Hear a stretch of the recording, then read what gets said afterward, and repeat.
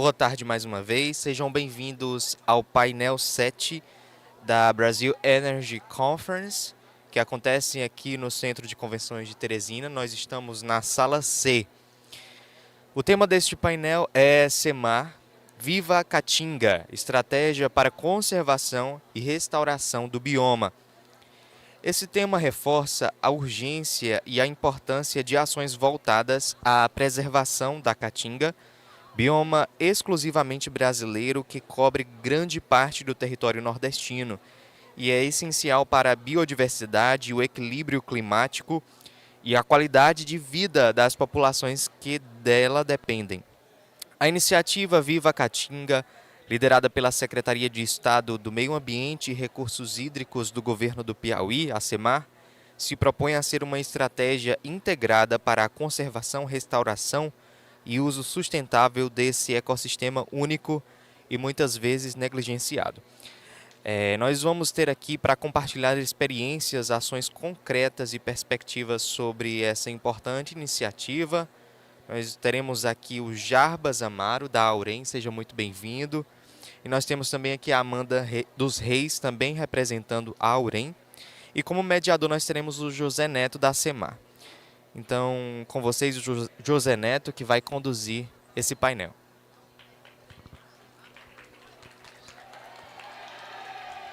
Boa tarde, sejam todos bem-vindos. Eu sou José Neto, auditor ambiental da Secretaria Estadual de Meio Ambiente e Recursos Hídricos. Trabalho na gerência de áreas protegidas, faço especialmente a gestão de unidade de conservação de responsabilidade do Estado. E é um prazer estar fazendo a mediação desse painel aqui com vocês hoje.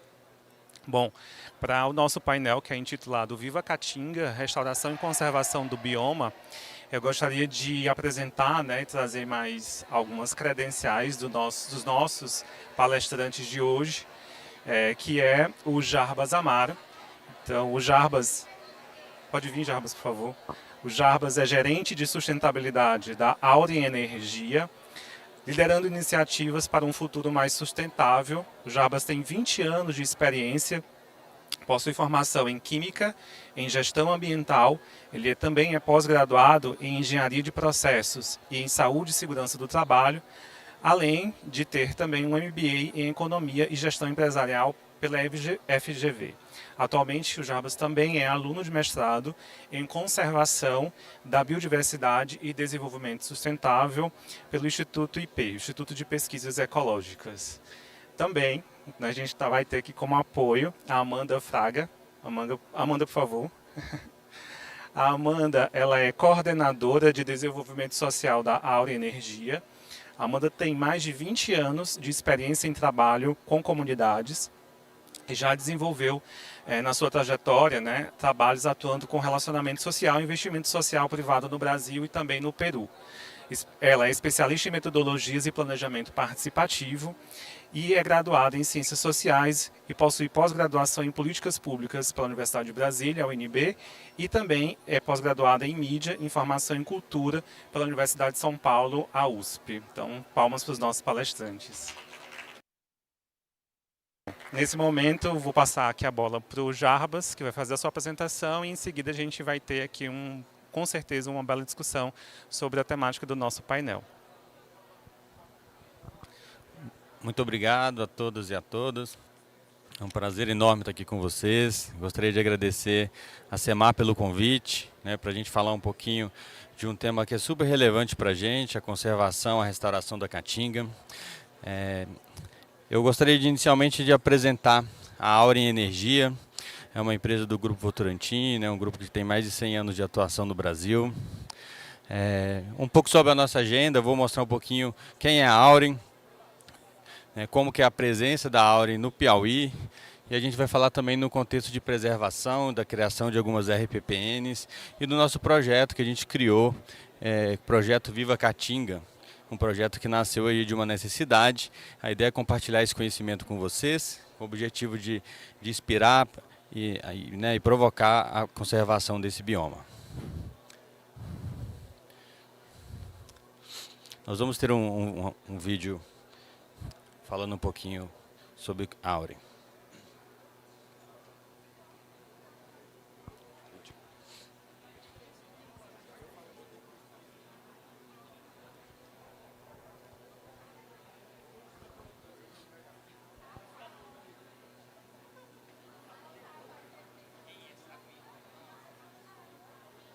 Nós somos a Auren Energia, uma das maiores plataformas de energia renovável e de comercialização de energia do Brasil. Somos uma empresa de capital aberto, com acionistas majoritários como Grupo Votorantim e CPP Investments. Nascemos com o propósito de transformar o futuro com energia, para impulsionar pessoas e negócios. Na bagagem, carregamos mais de 100 anos de história. Combinamos inovação e solidez. Tudo começa em 1918. Nascemos para gerar a energia consumida pelas empresas do Grupo Votorantim, com a compra da sua primeira PCH, uma pequena central hidrelétrica. Passamos por uma forte e acelerada expansão nas décadas seguintes. Nos consolidamos como uma empresa que entende de energia. Até que em 1996 nasceu oficialmente a Votorantim Energia, uma empresa criada para integrar e coordenar todas as operações de autoprodução de energia do grupo. As primeiras conversas no Brasil sobre a criação do mercado livre de energia começaram também nessa época. Participamos das discussões regulatórias para a criação de um ambiente onde as empresas poderiam escolher seu fornecedor de energia, saindo do monopólio das distribuidoras tradicionais. E no ano 2000, a Votorantim Energia passou a atuar como comercializadora para atender o mercado livre de energia como um todo, e não mais somente as empresas do grupo. Nossa expansão seguiu acelerada. Em 2017, iniciamos nossa joint venture com a CPP Investments. No ano seguinte, por meio dessa parceria, assumimos o controle da CESP, a Companhia Energética de São Paulo. E em 2022, a Votorantim e a CPP Investments decidiram consolidar todos os seus ativos de energia no Brasil. Assim nasceu a Auren Energia, uma empresa comprometida em construir um futuro limpo, sustentável e colaborativo. Investimos com foco em nosso cliente, por isso, apostamos em empresas e startups que agregam ainda mais tecnologia e soluções para o nosso negócio, como a Way2, Aquarela e Flora Energia. E em 2023, tivemos mais motivos para nos orgulhar. Fomos reconhecidos no mercado e passamos a integrar na B3, a Bolsa de Valores do Brasil, os índices de carbono eficiente e CO2, de diversidade e diversa e o de sustentabilidade, ESG. Em 2024, conquistamos nossa inclusão no Ibovespa, o principal indicador da Bolsa Brasileira. Ganhamos o selo ouro do Programa Brasileiro GHG Protocol pela transparência no inventário de emissões de gases de efeito estufa. Ajudamos a construir um futuro que combate a crise climática, que preserva a biodiversidade e promove a sustentabilidade dos recursos hídricos. Promovemos programas sociais que fomentam a educação, a qualificação de mão de obra e o empreendedorismo local. Afinal, acreditamos no mundo mais diverso e igualitário, onde todas as pessoas tenham oportunidades para alavancar seu potencial. Nos preparamos para mais uma etapa de abertura do mercado livre de energia em 2024, com transformações internas, digitalizações e a criação de uma joint venture em parceria com a Vivo, a Good Energia.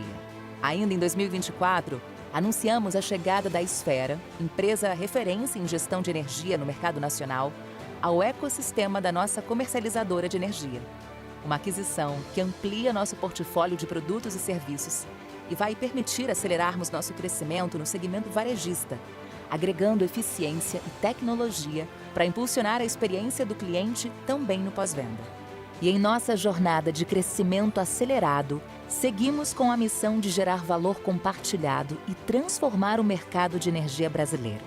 A combinação de negócios entre Auren e AES Brasil marca a história de todo o setor elétrico nacional. Uma união que potencializa nossa liderança no segmento de comercialização e abre novas portas para um crescimento competitivo e sustentável. Somos agora uma das maiores geradoras de energia do país e ampliamos nossa capacidade instalada para 8,8 gigawatts, operando ativos de fontes hidrelétrica, eólica e solar em 9 estados do Brasil. Contamos com um dos portfólios mais equilibrados do mercado e uma diversificação de fontes renováveis que traz ainda mais competitividade e segurança no fornecimento de energia para os nossos clientes. Essa é a nossa história. Auren, energia para impulsionar pessoas e negócios.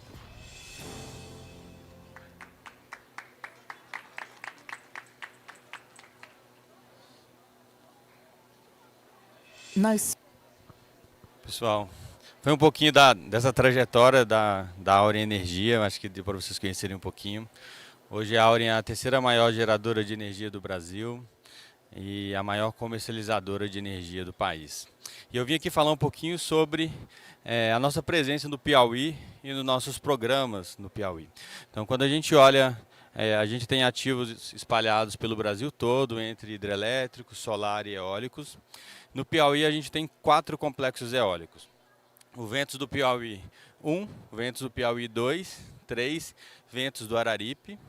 E também temos um parque solar híbrido. E esse parque ele tem uma curiosidade, que ele foi o primeiro parque solar híbrido no cenário nacional. Foi uma inovação regulatória ali, encabeçada pela Auren, onde a gente aproveita toda a infraestrutura de escoamento de energia, subestação, redes, linhas. Nessa região tem uma curiosidade que venta mais à noite e durante o dia o vento é menor. Então essa inovação tecnológica ela propiciou a gente aproveitar a energia gerada ali pelo sol durante o dia, manter uma energia mais constante na rede e durante a noite essa energia é complementada aí pela eólica e assim a gente tem uma energia mais linear ao longo das 24 horas. Então foi uma inovação, depois isso virou um modelo no Brasil agora, existem já outros parques híbridos sendo desenvolvidos e construídos. Tá?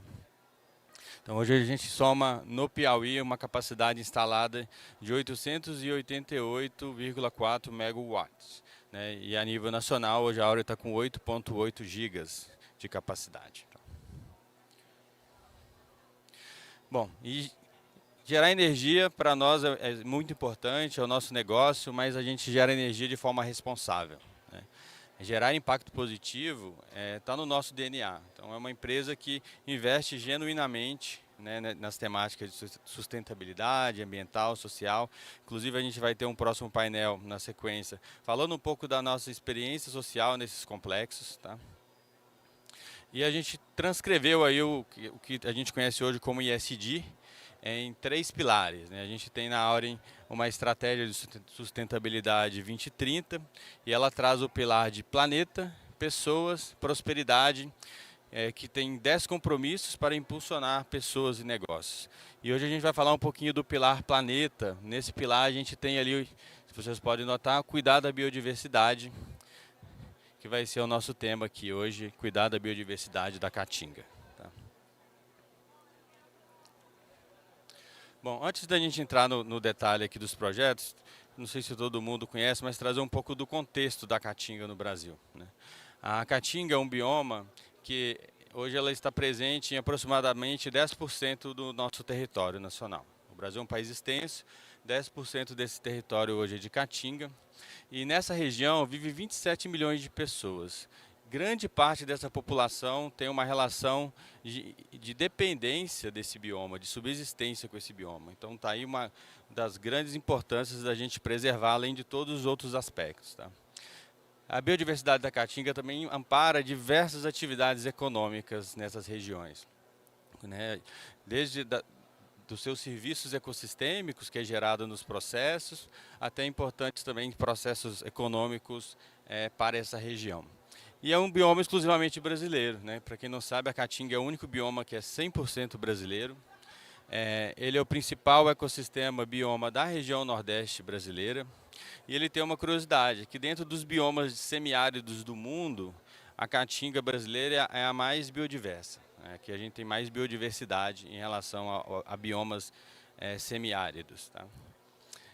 E nesse contexto a gente trouxe aqui a criação de reservas particulares do patrimônio natural, como uma importante estratégia de conservação desse bioma. E vamos falar um pouquinho sobre isso. Eu trouxe um gráfico onde a gente mostra o percentual de reservas particulares dos patrimônios naturais dividido por biomas. E a Caatinga ela tem apenas atualmente 5% das RPPNs no Brasil. A gente tem um destaque para a Mata Atlântica, com 72%, seguido pelo Cerrado. E é um bioma que precisa de conservação, precisa de restauração. Né? Quando a gente olha o Piauí, atualmente tem 5 RPPNs. Essas RPPNs totalizam 33 mil hectares, são RPPNs federais. E quando a gente olha o contexto né, de RPPNs em termos de hectares por estado, o Piauí é o estado que mais conserva, que tem mais RPPMs em relação aos outros estados brasileiros em função de área, né? A maior área de RPPN está no estado do Piauí, somando essas 5 unidades. Eu trouxe algumas fotos das nossas unidades, tá? São fotos dos nossos monitoramentos de fauna. Então, vocês podem ver que é extremamente rico, né? A Caatinga é um bioma extremamente rico. A gente tem uma infinidade de avifauna. Eu trouxe até uma foto ali da Chapada do Araripe. A gente tem a heptofauna, né? Que são cobras. Também uma diversidade muito relevante de mamíferos, onças, gatos de grande porte. E também répteis, iguanas e outros animais. Então, a diversidade é muito grande desse bioma. Nesse contexto, a Auren está em processo de criação junto à SEMAR da primeira RPPN estadual do Piauí. Essa RPPN ela está localizada no município de Colônia do Piauí. Ela tem aproximadamente 560 hectares. Essa área ela vem de uma reserva legal do Ventos do Araripe 3, é um daqueles parques que eu comentei com vocês que a gente tem aqui no estado. E ela está no estágio médio avançado de conservação. Eu trouxe também a poligonal dessa reserva. Vocês podem notar também que ela tem depois no futuro potencial de se conectar com outras áreas preservadas do entorno, criando um corredor ecológico, uma área de proteção de fauna relevante para o estado do Piauí. A gente tem alguns objetivos com essa reserva, né? Primeiro, a gente propiciar a criação de corredores ecológicos para a fauna, para a flora. Isso é muito importante, a gente ter esses corredores protegidos nesses ecossistemas. A proteção das espécies de fauna e flora. A proteção dos recursos hídricos, né? Quando a gente fala de semiárido, o recurso hídrico é algo extremamente essencial. Tanto é que a Caatinga ela se desenvolveu em torno disso, né? Um bioma resiliente, resistente, que suporta esses períodos de seca, como poucos biomas conseguem fazer. Mitigação das mudanças climáticas, preservando a floresta, a gente está mitigando as mudanças que hoje assolam aí o mundo, o nosso país. A gente tem inúmeros casos de desafios em relação a esse tema. Pesquisas e parcerias, né? Essa reserva ela vai buscar com as universidades, com as ONG, com as instituições, ser um espaço aberto, né? Ser uma área para pesquisas científicas em todos os aspectos da ecologia. Tá? E um banco ativo de germoplasma. Esse nome é meio estranho, mas é um banco de sementes. Né? Um banco ativo de germoplasma é um berço de sementes. Né? Nessa reserva, a gente vai georreferenciar cada mãe, cada árvore matriz. E essa árvore, além de ser georreferenciada, ela passa também por um sequenciamento genético, onde a gente faz uma avaliação genética dessa espécie. Porque uma mesma espécie pode ter diferentes adaptações de acordo com a evolução dela. Então você pode ter uma árvore, por exemplo, de Jurema, no sul da Bahia, que ela tem características adaptativas diferente de uma árvore de Jurema da Chapada do Araripe. Por questões climáticas, essas árvores vão evoluindo ao longo do tempo. Isso é um fator interessante quando a gente fala de conservação e principalmente restauração. Porque se você vai restaurar uma área, é muito importante você utilizar mudas geneticamente adaptadas àquela condição de restauração. Porque você reduz muito a taxa de perda, a taxa de mortalidade dessas mudas. Então, quando a gente faz o processo de reflorestamento, é importante a gente contar com esses bancos de sementes, com genética identificada, com a localização geográfica da mãe, da matriz, com dados. Isso é muito importante porque ajuda a gente a ter mudas de qualidade, a plantar realmente uma diversidade genética nesse processo de restauração florestal. Então, essa RPPN ela vai abrigar esse banco. Ele vai ser um banco que vai fornecer sementes de qualidade para viveiros de mudas, para projetos de restauração, e a gente vai estar aberto a fornecer essas sementes aí para os interessados em restauração florestal. E conservar as áreas, né? Eu acho que conservar as áreas é o principal objetivo quando se cria uma RPPN, é uma reserva particular do patrimônio natural. essas reservas elas têm um grau de conservação maior do que uma área de compensação ou uma área de reserva legal, porque ali também o Estado passa a ter conosco algumas obrigações de apoiar nessa conservação dessa reserva. Tá? Novamente eu trouxe a foto aí da nossa iguana, ela é uma foto dos nossos monitoramentos de fauna dessa região. Tá? E uma RPPN ela tem um documento, não sei se vocês conhecem, que chama Plano de Manejo. Toda reserva ela tem que ter esse documento. Esse documento já está pronto, né, já foi endereçado também à SEMAR. E esse plano de manejo, ele vai dizer qual que é o princípio, qual que é o objetivo dessa reserva. O que ela pode e o que ela não pode. Então, no caso da RPPN de Colônia, a gente indicou as seguintes atividades como atividades para essa RPPN. Pesquisa científica, eu comentei, proteção da biodiversidade, combate à desertificação. A gente sabe que esse é um desafio do semiárido. Muitas vezes essas áreas, quando perde a sua cobertura vegetal e são áreas propícias à desertificação, você tem um processo aí complexo, né? Inclusive para restaurar essas áreas é muito difícil, né? Eu estava até conversando com o José essa semana, comparando, né? A gente tem usinas no Brasil todo, em vários biomas, e a restauração florestal na Caatinga, hoje é a restauração mais complexa que a gente tem nos biomas brasileiros. É muito difícil você recuperar a Caatinga, custa muito mais caro que nos outros biomas, porque as mudas têm um crescimento muito mais lento. A gente tem o desafio da água, das mudanças climáticas. Então, tem uma série de desafios nesse bioma que torna ainda mais desafiadora a restauração da Caatinga. Promover também o desenvolvimento sustentável, a sensibilização da comunidade local, do entorno, dos municípios e a execução do banco ativo de germoplasma. Eu trouxe até uma imagem da capa desse plano. Ele se torna público, né, após a criação dessa RPPN, né, quem tiver interesse pode consultar. E esse é o nosso projeto de restauração, de conservação através da RPPN. Tá? Uma das nossas estratégias, está alinhada aqui, a nossa estratégia 2030 aqui da Auren, que é de ter 1.000 hectares de áreas de preservação da Caatinga. Aqui a gente vai ter 560, a gente vai ter mais uma área no Pernambuco agora recém-criada com 100. E em breve a gente chega nos 1.000 hectares de áreas conservadas. Tá? E agora eu gostaria de mudar um pouco o assunto, mas falando ainda de conservação, que é trocar uma experiência com vocês do projeto Viva Caatinga, né? Explicar um pouco o que é esse projeto. Esse projeto ele nasceu de um desafio. Né? Nós tínhamos um desafio de restaurar, de compensar aquilo que foi suprimido durante a construção dos nossos complexos eólicos, especificamente o Ventos do Piauí 1, 2 e 3, Ventos do Araripe 3 e o Sol do Piauí. Então, quando você faz um processo de supressão vegetal, o órgão ambiental ele te autoriza, mas você precisa repor essa vegetação, repor essas mudas, essas árvores que foram cortadas nesse processo. E aí nós tivemos um desafio, porque a gente não encontrava área. Né? Eu acho que muitos empreendedores passam por esse desafio no dia a dia. A gente não encontrava áreas disponíveis para poder fazer esse processo de restauração.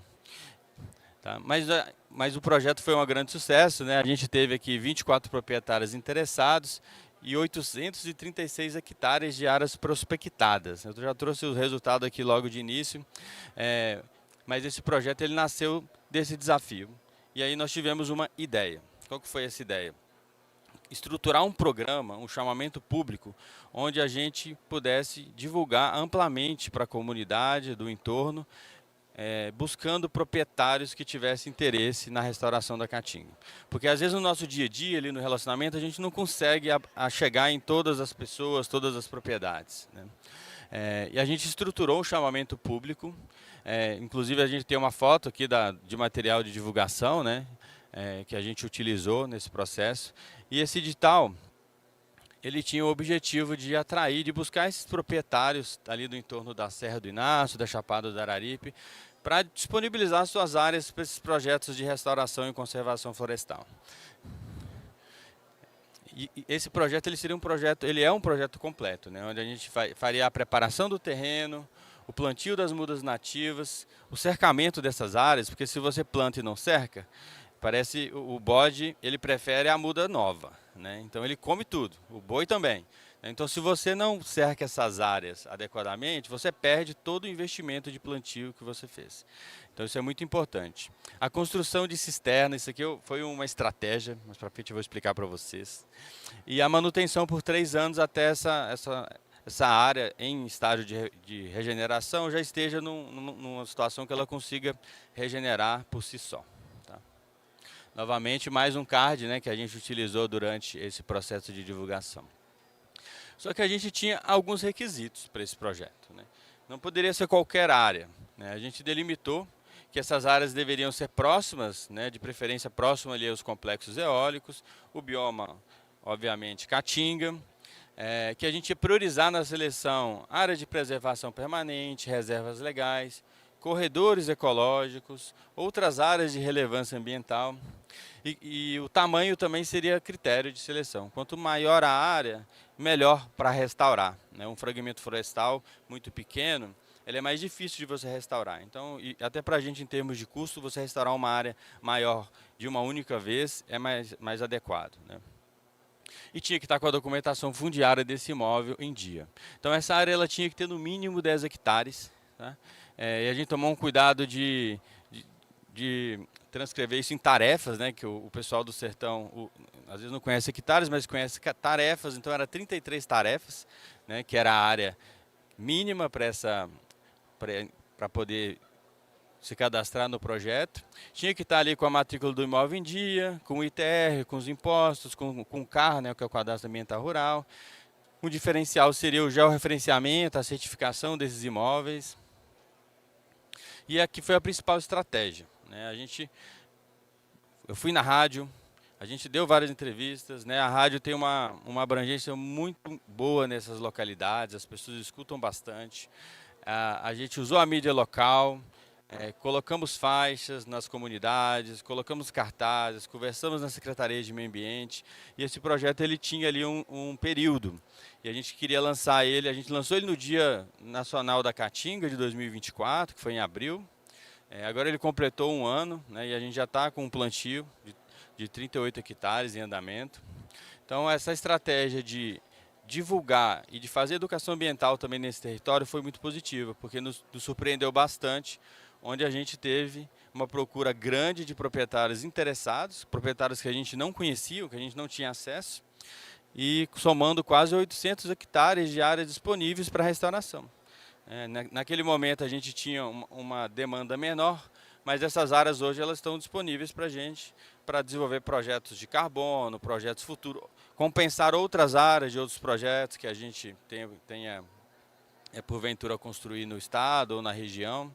Então foi bastante interessante, a gente gostaria de compartilhar esse conhecimento com vocês desse projeto. Foi um projeto que teve bastante sucesso e, de fato, né, tem pessoas interessadas em recuperar áreas, né? Então muitas vezes a gente não consegue acessar. Então, usando a estratégia certa, a gente consegue acessar essas pessoas para a gente começar a fazer esse processo de restauração.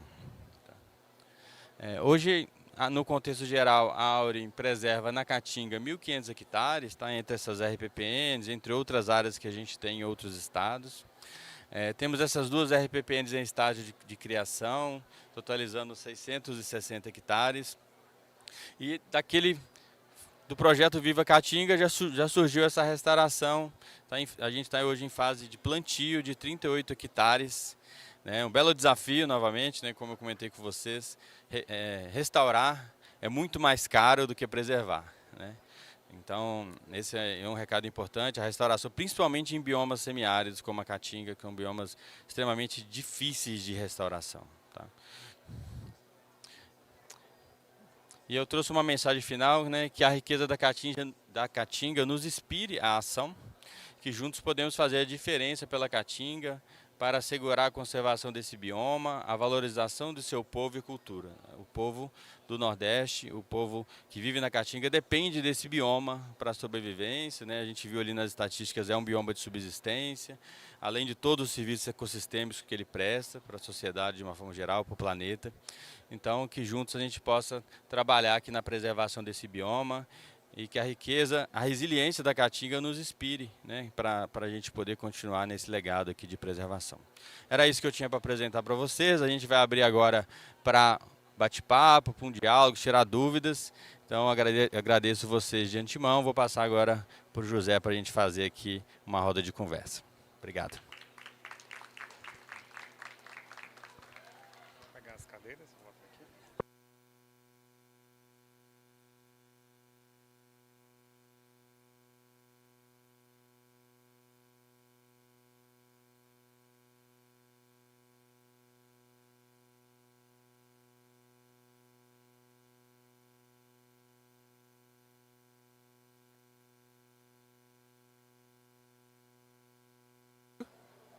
Agora? Ok. Então, vamos começar o nosso bate-papo. Eu tenho alguns comentários para fazer sobre o trabalho da Auren e o que foi apresentado aqui. E também vou deixar aberto depois para vocês fazerem as perguntas se vocês tiverem, né? Foi uma apresentação muito rica de informações. E aí, Jarbas e Amanda, eu queria já fazer um comentário que eu acho que é muito oportuno essa apresentação de vocês aqui, né, no Brasil Energy Conference, porque certamente quem está lá no sul do estado e foi beneficiado pelas ações da Auren conhece muito bem todo o trabalho da Auren nesse processo de restauração da Caatinga. Mas quem está aqui, por exemplo, na capital, quem está distante, né, do sul do estado e não tem um contato, né, com essas iniciativas, é uma oportunidade de conhecer e ver como que o trabalho da Auren ele se estende, né, para além da sua função primeira. E também falar que eu acho que vocês estão muito alinhados com as políticas públicas ambientais hoje, governamentais. A gente tem hoje duas grandes políticas, que é o PAN da Caatinga, que é liderada pelo Ministério do Meio Ambiente, que está em processo de construção, o PAN de espécies ameaçadas de extinção da Caatinga, e a gente da SEMAR participa da elaboração desse PAN, desse Plano de Ação Nacional de Espécies Ameaçadas, e também está em fase de construção de um projeto, que é o projeto GEF Conecta Caatinga, que vai beneficiar também o sul do estado do Piauí, na região de Caatinga. Que são ações que envolvem também restauração e outras ações importantes para a manutenção desse ecossistema que ele é fundamental, né, para a gente. E tudo que vocês mostraram aqui, criação de RPPN, processo de restauração de áreas, são ações que vão ser contempladas tanto pelo Plano de Ação Nacional, né, que vai ser coordenado pelo o Ministério do Meio Ambiente, coordenado pelo Fumbio e também pelo Jardim Botânico do Rio de Janeiro, quanto às ações de restauração de Caatinga também estão aí no escopo do projeto GEF Conecta Caatinga. Então é um particular, vocês são particulares que já estão fazendo e totalmente alinhadas às ações e às políticas ambientais nacionais que estão em processo de construção hoje.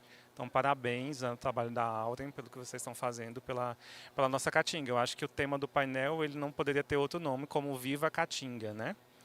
Bom, e sobre o que você falou aqui, né, Jarbas, sobre a questão do processo de restauração, a construção desse banco ativo de germoplasma e das dificuldades, né? Você citou algumas dificuldades aqui.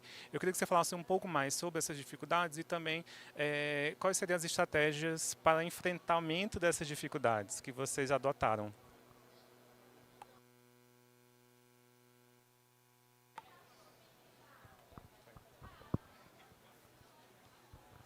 Opa. Vocês estão escutando? Opa.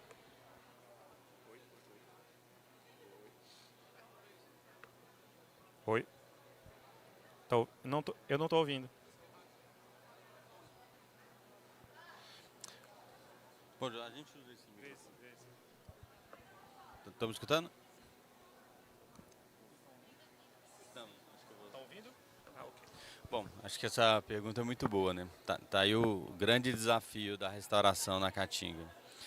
Eu acho que o principal desafio hoje a gente viu que a área, se a gente empenhar uma boa estratégia, a gente encontra, né? Pessoas interessadas, proprietários, mas o desafio da restauração da Caatinga chama água, né?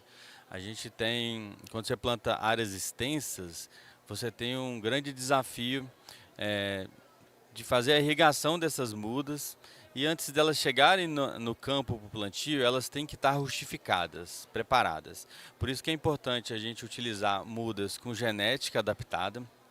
Isso é um grande fator de sucesso, reduz muito a mortalidade dessas mudas nesse processo de reintrodução. Num viveiro, a muda ela passa por algumas etapas, né? Ela tem lá o berçário, que ela germina, depois ela tem uma fase de desenvolvimento, e aí ela vai para o sol, ela vai para ser rustificada nesse processo. É importante que essas mudas, antes de ir para o campo, elas passem por um bom processo de rustificação dentro dos viveiros de qualidade, e que elas tenham uma genética boa, que seja da genéticas da localidade. Não adianta a gente pegar uma muda de milhares de quilômetros de distância, transportar, e às vezes é um desafio, porque não tem muitos viveiros de mudas de caatinga, não tem disponibilidade grande de mudas na caatinga, por isso que esses bancos que nós estamos propondo criar de sementes, eles ajudam muito nesse processo, porque através deles a gente consegue fomentar, inclusive através dos nossos projetos sociais, né, Amanda? Que a própria comunidade, a gente tem inúmeros projetos no Brasil, principalmente na Mata Atlântica, assim, que a comunidade começa a produzir mudas como uma renda, para gerar renda pessoal ali para a família. Então acho que é um tema que a gente tem que incentivar bastante, ter uma produção robusta de mudas, e quando a gente vai para o campo, aí começa a brincadeira, né? Aí é o desafio, e eu acho que a estratégia de quando plantar é importante, né? Você avaliar o ciclo climático daquela região para plantar próximo dos ciclos chuvosos, onde a gente vai ter um menor esforço de irrigação. Existe uma discussão técnica do uso do gel, se é bom, se não é, né? O gel, ele, né, para quem não sabe, é aplicado um gel junto com a muda, e esse gel ele absorve água e mantém a umidade na raiz da muda. Ele diminui a necessidade de irrigação. Mas quando você pega longos períodos de seca, o gel ele começa a sugar a água da planta, né? Então ele também faz o seu papel inverso. Então, acho que tecnicamente nós estamos evoluindo nesses processos, buscando alternativas para poder reduzir as taxas de perdas, mas o desafio maior é a irrigação e a conservação dessas áreas posterior, né? Então, uma vez que a muda está ali, seu desenvolvimento, a gente tem que fazer combate de pragas também, formigas que às vezes, né, invadem essa área, outro tipo de praga, evitar que os animais entrem como as mudas. Para a gente, fazendo isso, a gente consegue ter uma taxa de perda menor e repondo as mudas que morrem também, né? De tempos em tempos a gente faz um processo de manutenção e vamos repondo aquelas mudas que morreram, até o processo de restauração entrar num ciclo ali que ele consegue se sustentar naturalmente. Acho que, em suma, são esses desafios. Eu acho que é importante. Vocês estão me ouvindo? Eu tirei porque eu não consigo lidar com. Eu mesma falando no meu ouvido. É importante também falar da importância da seleção das espécies, né? Tem espécies que são muito resistentes e que elas vão ter maior sucesso, e tem outras espécies que precisam de sombra, precisam do apoio de outras espécies para vingar. Então, olhar estrategicamente a área, né, nessa seleção das mudas, em como eu planto, pode ajudar muito nessa recomposição. Até porque, ao conectar áreas, ainda mais na caatinga, a própria fauna ela vai fazendo o papel dela também de dissipar ali, né, as sementes, de fazer todo o processo ali de polinização. Então, ao criar esses corredores naturais conectando, você consegue não só proteger ali a flora, como a fauna também, que vai voltar a trocar, né, o seu DNA, porque muitas vezes pequenos fragmentos fazem com que a fauna fique ali cruzando entre ela mesma. E essa fauna começa a adoecer depois. Nesses animais, por não ter diversidade genética, eles vão adoecendo, vão morrendo. Então, essa conectividade, ao permitir esse trânsito também, ele vai proteger a fauna local, né? E vai proteger a flora, porque os próprios animais também começam a fazer esse papel ali social de recomposição daquele bioma. E aí eu queria falar, já. Só complementando, né? A Amanda trouxe esse ponto. Existe uma estratégia também de seleção de espécies para um plantio. Você entra com as espécies primárias, aquelas que são mais resistentes, que vai ter um papel de restauração primário. Depois você tem as espécies secundárias e as espécies terciárias nesse processo. Então há uma seleção para que aquelas espécies mais resistentes, que têm um crescimento mais rápido, que elas consigam já retomar o território, e a partir daí você vai entrando com aquelas espécies mais sensíveis, espécies que têm um crescimento mais lento. Então é feito uma estratégia de escolha dessas mudas também, tá? Perfeito. e socialmente falando, aí falando das famílias, né? Esse trabalho, muitas vezes, quando perto das famílias, ele tem que levar em consideração a história de vida das pessoas que estão ali, né? Porque muitas vezes, ao conectá-las, infelizmente, né, tradicionalmente, as pessoas viam como desenvolvimento a supressão vegetal. Seja para trocar por roças, seja para limpeza, né, com fogo. É claro que a gente sabe que a broca ela é tradicional e quando bem feita, ela tem seu papel também. Mas muitas vezes ela também, se não bem feita, ela pode sair de controle e suprimir grandes áreas, né, matando ali a flora, a fauna local.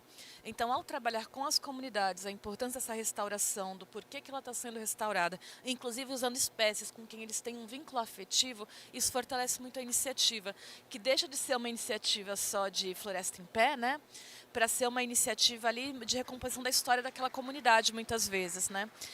Nós temos várias iniciativas de plantio que reforçam esse vínculo afetivo também, né, das famílias com suas histórias pessoais e comunitárias, para que eles possam nos cuidar ali, porque a empresa está ali, ela vai cuidar por um tempo, mas depois, né, a comunidade vai tocar aquela área. Se não for uma RPPN em que o Estado tem seu papel, se for uma área comum, por exemplo, coletiva, as populações elas têm um papel muito importante nessa preservação. Então, considerá-las como parte desse meio, que fazem parte do meio ambiente da ecologia, também é muito importante. Ótimo. Eu ia até tocar nesse assunto mesmo, Amanda. Isso que vocês estão falando, né, das dificuldades de reposição na Caatinga, a gente na SEMAR coordena, supervisiona, né, alguns projetos de reposição florestal e a gente visualiza na prática, por exemplo, projetos bem-sucedidos e outros nem tanto, exatamente por conta desse detalhamento, dessas técnicas, dessas estratégias que vocês colocaram, que é fundamental, né, para o sucesso de um projeto de reposição, de restauração, né, da Caatinga. O que eu ia comentar sobre o fator social, Amanda, é sobre essa questão das resistências. No projeto Viva Caatinga, vocês tiveram resistências com os moradores? Tiveram alguma dificuldade nessa relação com eles, assim, pelo menos de início? Eu sei que depois, provavelmente, foi, né, a coisa ela foi fluindo, mas no início tiveram. Eu acho que no início a gente teve uma dificuldade de mobilização inicial, né, Jarbas? A gente soltou o edital, nos preparamos para um grande retorno, ele não foi tão grande no início, a gente passou por um processo de sensibilização das comunidades, né? Uma coisa que eu falo muito quando a gente fala muitas vezes da Caatinga, de manutenção de flora e fauna, é que no passado as terras eram muito extensas, né? As famílias elas tinham terras extensas que foram sendo parceladas pelos seus filhos, né, para sobrevivência. Isso impacta tanto a agricultura tradicional e familiar, como impacta a floresta nativa ali, né, as árvores nativas. E muitas vezes eles vêm como perda de espaço para plantio, né? Então, superar, por exemplo, que uma terra composta com árvores, ela vai ser mais saudável, inclusive, porque você vai ter nutrientes retornando para a terra, porque a monocultura, seja de mandioca ou qualquer monocultura, com o passar do tempo, ela vai enfraquecendo se a terra não for trabalhada. É trabalhar a importância da floresta em pé, inclusive para a recomposição vegetal, né? Para a recomposição da terra, dos sais minerais, de tudo aquilo que a terra precisa para produzir bem. E mostrando, inclusive, a importância dessas áreas recuperadas para a manutenção do clima. As pessoas percebem a mudança do clima, né? Eles falam como isso tem mudado. Então, o papel de cada um, nós como empresa, dos órgãos ambientais, aí como guardiões, né, da terra, mas também das próprias comunidades em fazer parte desse movimento. Então, depois de visitas, diálogos, a gente percebeu um grande engajamento, inclusive a gente teve que selecionar alguns ficaram de fora, e foi todo um diálogo, inclusive, para falar com quem ficou de fora da iniciativa depois, viu? Mas foi um processo de diálogo, isso é importante, né, sensibilizar. Essa variável humana é fundamental. Vamos falar sobre a RPPN Flor da América, falar um pouquinho mais dela, que vai ser a primeira RPPN, né, criada pelo Estado. O Estado tem algumas RPPNs, mas criadas pelo órgão federal, mas criadas pela SEMAR vai ser a primeira. E a gente está assim, muito ansioso, entusiasmado com a criação dessa primeira RPPN estadual por parte da Auren. Eu queria que você falasse só um pouco mais sobre essa RPPN. Legal. Essa iniciativa ela nasceu no nosso planejamento estratégico, né? Você viu lá na nossa Mandala 2030, a gente tinha como objetivo, dentro do pilar biodiversidade, atuar nessas frentes. E nós tínhamos essa área proveniente de um dos nossos complexos, né, uma área relevante, 560 hectares, né, uma área grande. E foi daí que surgiu a ideia da gente transformar e aumentar o grau de conservação dessa unidade. E além de aumentar o grau de conservação, trazer para essa área o banco ativo de germoplasma. A gente vê essa carência de semente de qualidade, genética, de pesquisa, e utilizar essa área para que seja mesmo um campo de pesquisa para escolas, para universidades, para ONGs, para, né, institutos de pesquisas, que a gente possa aprender mais com a Caatinga. Tenho certeza que dessas áreas podem surgir novas tecnologias, biotecnologias, né, medicamentos, né? A Caatinga é muito rica, tem muita coisa interessante para aprender. Quem sabe até a descoberta de novas espécies, né, de novas espécies de flora, de fauna. Então, quando a gente tem uma área desse tipo, a gente propicia esse tipo de coisa, né? Mais pesquisa, mais desenvolvimento e tudo em prol da conservação da Caatinga. Então, foi aí que nasceu essa iniciativa e a gente também está muito feliz em ser ser a primeira RPPN do Piauí estadual, né? Acho que vai ser um marco interessante. E a gente está aqui na reta final para a gente finalizar esse processo. Ótimo. Eu também tenho um tema que a gente não pode passar desse painel sem deixar de falar, que é sobre crédito de carbono, né? Então, queria que vocês falassem um pouco mais sobre essa relação restauração, crédito de carbono e as iniciativas da Auren. Muito bom, José. Bom, esses parques nossos aqui no Piauí, o Ventos do Piauí 1 e o Ventos do Araripe 3, são os parques que mais geram crédito de carbono no Brasil de energia eólica, no mercado voluntário. A gente fez esse projeto lá em 2019, foi um dos primeiros projetos também de crédito de carbono para a energia eólica nacional. E hoje são dois parques de referência, inclusive a nível mundial, tanto de comercialização de créditos, quanto de volume de créditos produzido. Para quem não sabe, o crédito de carbono é um mecanismo que visa estimular novas tecnologias, né? Então, naquele momento, esse mecanismo ele ajudou a estimular, melhorar a receita do empreendimento desse, a estimular o desenvolvimento de tecnologias que produzem menos carbono, menos emissão de carbono. Então, para isso que serve o crédito. Esses parques eles fazem parte desse programa, que é o VCS, e esse programa hoje ele é um grande sucesso para a gente, traz bastante retorno.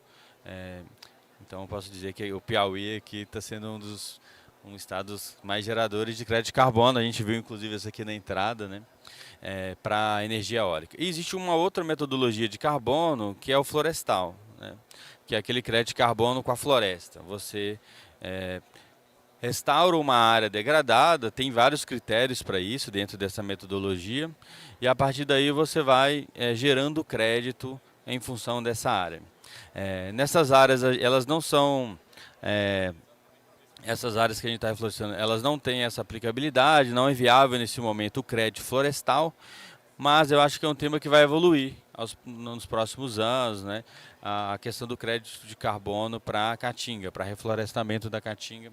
A gente tem muito ele mais evoluído ali na região amazônica, né? Vocês devem ter visto falar sobre isso, tem muitas matérias, mas a Caatinga, eu acho que e outros biomas é um tema que está amadurecendo, está evoluindo, até em questão de custo mesmo, viabilidade econômica desses projetos, porque eles têm um custo elevado, né? Mas aqui eu acho que a gente já tem grandes vantagens. Primeiro que a nossa energia é 100% renovável, já geramos créditos no Piauí, né? O maior gerador de créditos de carbono eólico do Brasil, nesses parques. E quem sabe a gente consegue viabilizar no futuro também créditos de reflorestamento, que é esse modelo de créditos com a floresta. Ótimo. Agora eu vou deixar aberto, né, para vocês que estão aqui assistindo o painel, fazer as perguntas. Se vocês tiverem alguma dúvida, tem algum ponto da apresentação que vocês querem, né, que os nossos palestrantes eles aprofundem, tá?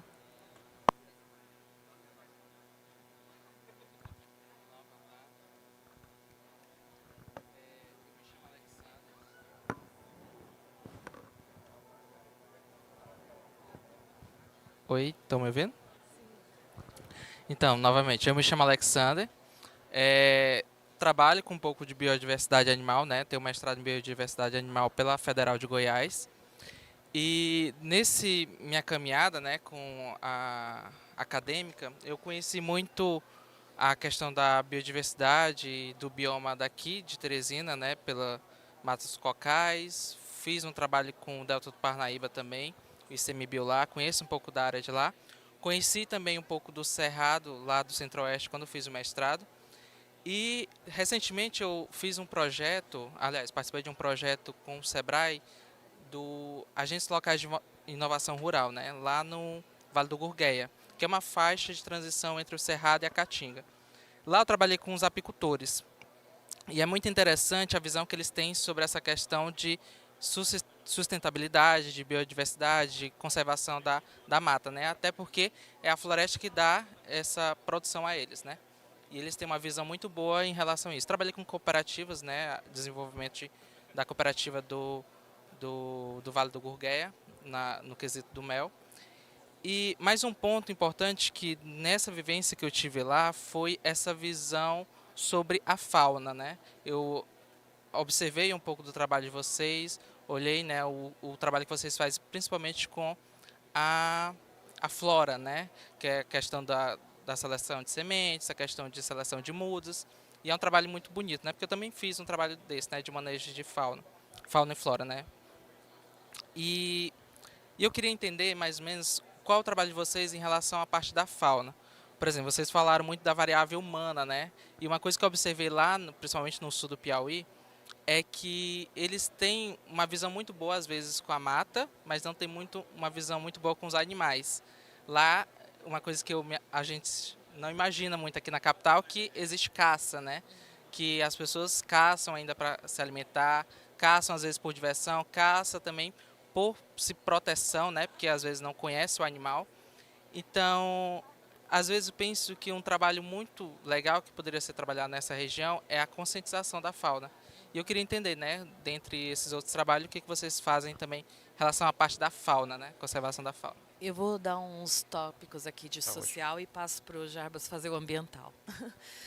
Isso é um desafio muito grande, né? Porque muitas vezes o olhar da fauna muitas vezes é olhado como o alimento, né? Há alguns animais que servem como alimento, animais que são problemas. Então, por exemplo, grandes felinos que caçam, né? Os animais que eu tenho ali na produção, ou muitas vezes aquele animal que é dispensável. O que geralmente é valorizado nas comunidades rurais? Os pássaros, né? Que eles têm um apego grande com os pássaros, mas mesmo assim, por exemplo, a ribançã. As pessoas caçam a ribançã culturalmente, mas ela é um animal ameaçado, por exemplo, importantíssimo, né? Então, quando a gente trabalha com comunidades, a gente tem alguns projetos, inclusive, em que a gente conscientiza, inclusive com povos indígenas, né? Hoje em dia, não povos indígenas, eles são aldeados, mas não têm os modos de vida de caça e coleta tradicionais, né? A necessidade da caça é só esportiva, porque há a caça esportiva também por hábito, né? Qual o impacto que a caça tem? Então, pensando até nesse reequilíbrio, porque no passado nós tínhamos grandes matas, né? Animais que conseguiam se recompor a partir dessa caça, e hoje eu tenho fragmentos, eu tenho animais que estão distantes. Então, qual é o impacto da caça nessa minha fauna local, né? E que acaba impactando nos meus modos de vida. Então, trabalhando com comunidades rurais, muitas vezes, a gente trabalha a conscientização da importância de, claro, tem pessoas que caçam para sobreviver, e aí a gente, né, entende isso também, mas tem pessoas que caçam esportivamente, então conscientizar sobre o impacto disso na biodiversidade. Eu caço, por exemplo, um cervo fêmea, eu estou tirando da natureza não um cervo, eu estou tirando ali vários cervos que nasceriam ao longo do tempo, a mesma coisa serve para os peixes. E a gente tem percebido em algumas localidades a retomada até de grandes felinos, sabe? Onças pardas. Quando você reduz a caça, o alimento está ali, você tem uma retomada até desses grandes animais. Mas é um desafio cultural, muitas vezes. Geralmente, a gente trabalha muito com educação ambiental, pegando pelas crianças primeiro, que as crianças muitas vezes acabam convencendo os pais, os tios, os avós, né? E eu já ouvi muito assim, comunidades falam assim, olha, eu não caço, mas que se eu caço, a menina tira meu juízo, sabe? Então, às vezes, é muito difícil você mudar culturalmente uma pessoa que fez isso a vida toda, e a gente até entende, né? Que muitas vezes, em parte da vida dela, ela caçou para sobreviver, Mas aí, trabalhando em educação ambiental, principalmente com os mais novos e conscientizando os adultos também, a ideia é ter uma mudança progressiva nessa cultura, porque nada vai mudar do dia para a noite. Então, a gente precisa mostrar a importância, a valorização dessa fauna. Então, por exemplo, eu vou me estender aqui um pouquinho, mas eu já passo. Eu falo muito, gente, liga não. A gente tem um projeto de educação ambiental em que a gente está fazendo inventário de fauna com as crianças, por exemplo. O que tem e que é nativo? O que tem e que não era daqui? Chegou depois porque foi trazido. E o que tinha e não tem mais? Aí eles vão conversar com os mais velhos. Por quê? Muitas vezes a gente não tem essa consciência do todo, né? E aí você vai perguntar por quê? É possível restaurar, sim ou não? Então, a gente trabalha com as crianças essa ideia, nessa construção social da importância da preservação. Até, inclusive, animais que são muito perseguidos é herpetofauna, né? Quando a gente fala de serpentes, por exemplo, eu sou uma defensora de serpentes, gente. Então, assim, o pessoal até ri, porque eu sempre falo, olha, se você deixar, ela vai embora. A serpente, né, a gente tem muitas crendices populares sobre as serpentes, e elas são importantíssimas para o controle de pragas. A própria mussurana, que come serpentes venenosas. Então, a gente começa a reconstruir essas histórias com as comunidades, e eles falam, viu, olha, eu vi lá em casa, eu deixei embora por causa do que você falou. É um processo histórico que a gente tem que mudar. Deixar de olhar, né, a fauna como ou caça ou problema, para olhar ela como oportunidade de vida, de proteção, de meio ambiente, e inclusive de turismo algumas vezes, que uma fauna bem preservada pode inclusive gerar renda para a comunidade. É isso. Acho que a Amanda abordou ali a sua pergunta, né, sobre essa questão. Eu particularmente já fui em algumas escolas fazer trabalhos junto com o time aí da Amanda de educação ambiental. E a gente trabalha muito com as crianças nesse caso. E a gente vê muito essa realidade de às vezes a caça é a única proteína disponível ali na mesa das pessoas, né? Então, eu me recordo das crianças falarem da caça ao preá, né, que eles gostam muito, do tatu, a pomba, né? Tem umas pombas que são mais robustas, assim, elas têm mais carne, então o pessoal gosta de caçar também para alimentação. E sobre os projetos que a gente tem, hoje a Auren tem muitos projetos na linha de fauna também. A gente tem projetos de reintrodução de espécies no Sudeste, a gente tem projetos bastante avançados com ictiofauna, que são os peixes, né, nas principais bacias hidrográficas brasileiras. E na Caatinga a gente tem atuado nessa primeira fase com a parte de flora, porque o próximo passo é a gente estruturar programas de fauna, porque não adianta a gente trabalhar a fauna se não tiver a casa, né? Então, tanto a casa para esses animais morarem, né? Tanto é que a gente tem um projeto de reintrodução do mutum do penacho no Pontal do Paranapanema, em São Paulo, que ele só foi possível depois de 40 anos. Depois de 40 anos que a gente conseguiu preservar uma área de milhares de hectares, que a gente conseguiu reintroduzir essas espécies. Porque se a gente reintroduz uma espécie que não tem um habitat para ela, ela não vai sobreviver. Então eu acho que vai ser a nossa próxima etapa, que quando a gente fala de Caatinga, né, a gente já tem alguns contatos com especialistas em aves, para a gente começar a trabalhar a temática de aves, né, as outras temáticas dos animais da Caatinga.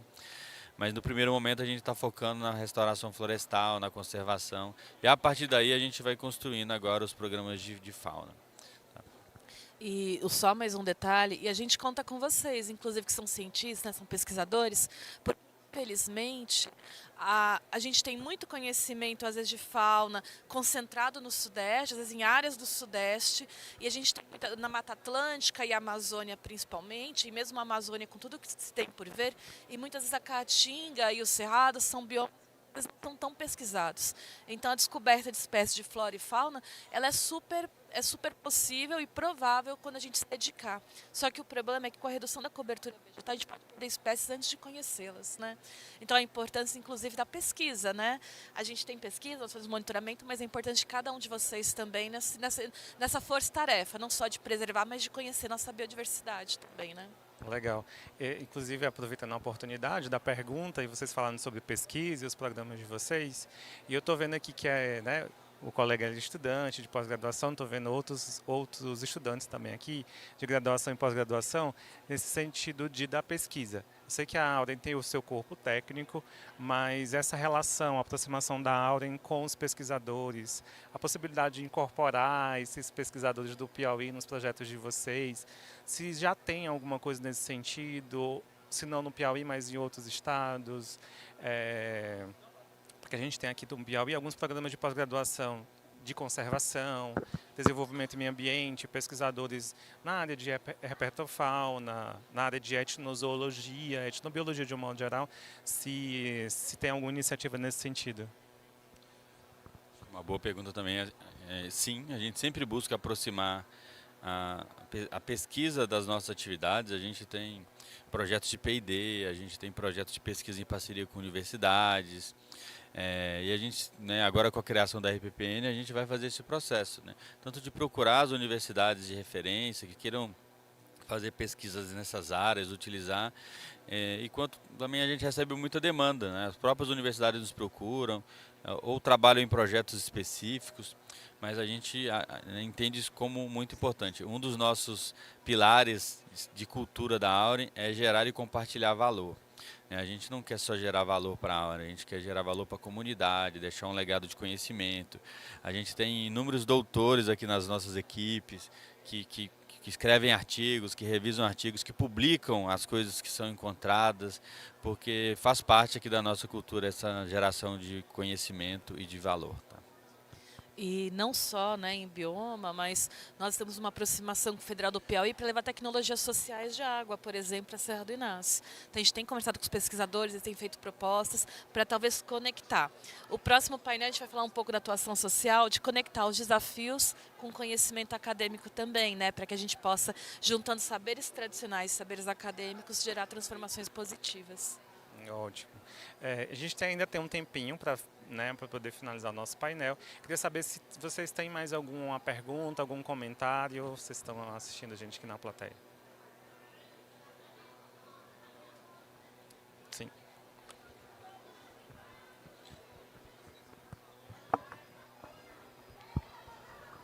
Boa tarde a todos. Obrigado pela oportunidade. Mas a título de aprendizado, eu fiz um trabalho em uma certa pedreira e um susto muito grande. Durante o dia não constatamos uma fauna, ou seja, uma rica fauna na pedreira. Ao anoitecer, fui fazer uma visita no cume da pedreira. Contei 29 cobras. Todas durante o dia, peguei lá um morador da região que conhecia, alojado, ou seja, alojado nas locas da rocha, tá certo? Então tive um conflito muito grande com a construtora, porque ela queria detonar a pedreira, matéria-prima. Eu era técnico da SEMAR à época, e não permiti que ela fizesse aquilo naquele instante. Que ela levantasse um estudo ambiental, que fosse demorado, não apenas de um dia, tá certo?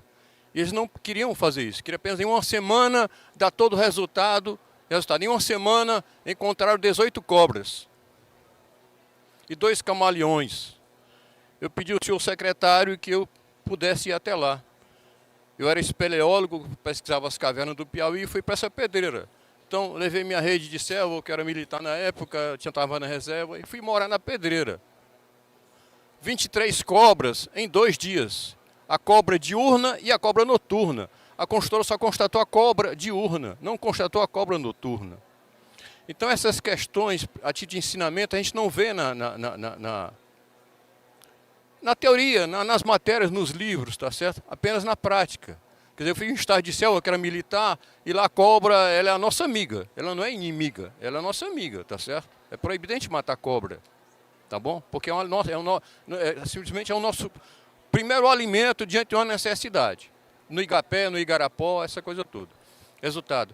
Mas a pedreira, todo mundo subia lá, rapaz, matei 3 cobras hoje. Aí cheguei para você, não, semana passada eu matei 18. Eu achei que era tudo mentira. Mas não era. Subi para lá e fiquei morando 2 dias na pedreira, era da SEMAR, fiquei na pedreira, e as cobras saíam ao anoitecer. Tá certo? Quer dizer, então a gente não tem uma menção, assim, nas escolas, na nossa educação ambiental, essa questão de orfidismo, tratamento com orfidismo, tá certo? O que é venenosa, não é venenosa, mas não importa, não é que tem que ser venenosa, tá certo? Ela faz parte da natureza. É tanto que nós encontramos 2 sapos lá em cima. Aí um próprio morador da região, eu nunca vi sapo aqui em cima. Não, por quê? as cobras então chamaram o sapo. O sapo foi comer a cobra. Até hoje eu estou para me perguntar, o sapo está interessado na cobra ou a cobra está no sapo? Né? Não são as coisas assim que a gente, na natureza, a gente acha que tem experiência. E era louro, agora eu estou mais louro ainda, e a experiência ainda não adquiri com relação à natureza. Muito obrigado pela oportunidade. E se elas estavam lá é porque tinha alimento, né? Com certeza. E é muito importante isso que você está falando, porque os estudos ambientais que são feitos, né, seja na implantação, na operação dos empreendimentos, tem que ser feito por especialistas que entendam a história natural dos animais que estão ali e a ecologia desses animais. Porque tem serpentes que são noturnas, né, então elas só vão sair dos seus locais em períodos noturnos. E pouquíssimas serpentes, por exemplo, são víboras, né, são venenosas. Na verdade, todas elas têm um pouquinho de veneno, né? Porque elas matam suas presas. Porém, pouquíssimas delas são nocivas para os humanos. E a gente se acostuma a ver todas como nocivas, né?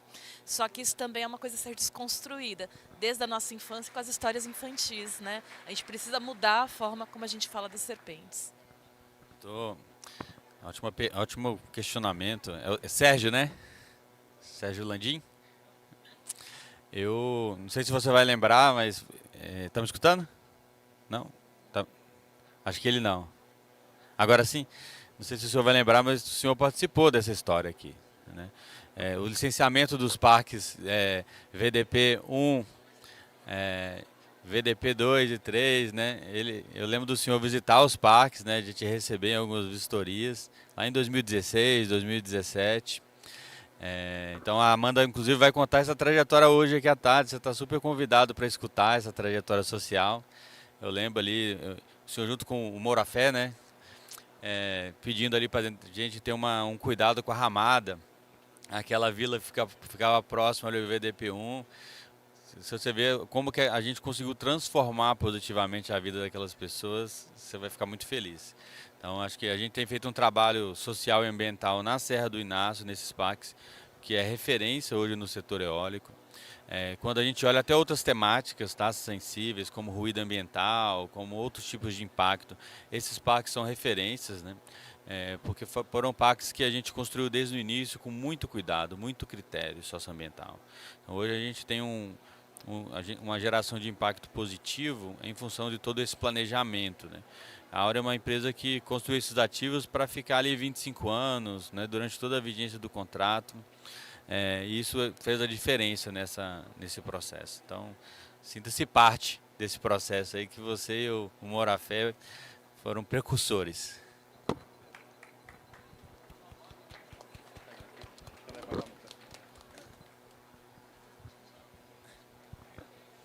Desculpe. Por favor, a ramada está consolidada? A ramada está consolidada. Você vai ver fotos aqui belíssimas também da ramada. Então eu já não durmo.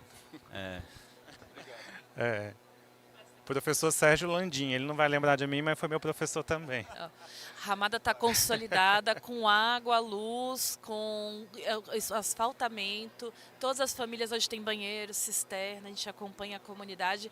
Reduzimos com algumas iniciativas até desnutrição infantil. Foi bem interessante. Documentos indocumentados, eles foram todos, né, passaram por mutirões aí de cidadania. É uma comunidade que é outra. Se tu for lá hoje, a escola foi reformada, a comunidade está de vento em polpa, viu? Que bacana. Então, a parte da tarde, no próximo painel, né, a Amanda vai abordar mais sobre isso. Bom, a gente está chegando ao final desse painel Viva Caatinga. Eu queria muito agradecer a participação de todos vocês. Daqui a pouco o Jarbas e a Amanda voltam para o próximo painel, mas em relação a esse, eu dou por encerrado e agradeço muito, né, a palestra que vocês deram, as informações complementares e essa discussão nossa, que com certeza foi muito importante para mim e para quem está aqui, seja ali ao vivo assistindo a gente pelo vídeo aqui, e aqui presencialmente, com certeza. Muito obrigado, boa tarde a todos.